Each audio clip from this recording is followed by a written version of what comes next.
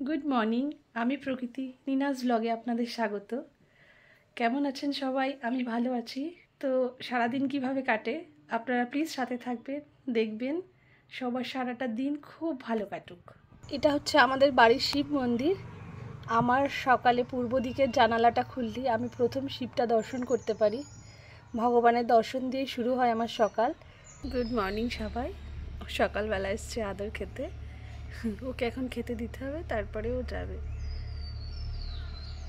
Hello বলে দাম বাবা। আমি আমাদের সামনে একটা দোকানে গেছিলাম একটু দুধ বিস্কিট আনতে। সকালবেলা চা হবে, চা বসিয়েছি।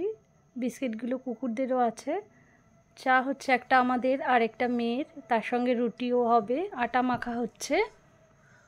এই চা হয়ে গেল, সবজি কাটাকাটি চলছে, রান্না বান্নার প্রস্তুতি চলছে, রান্নাও শুরু হয়ে গেছে। এদিকে আমার ঝিলমিল এসছে, ওদের একটু খেতে দিচ্ছি আমি।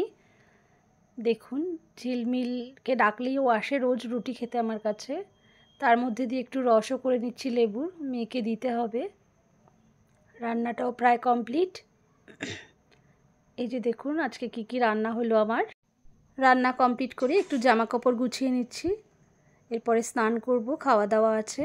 জামা কাপড়টা গুছিয়ে আমি যাব স্নানে।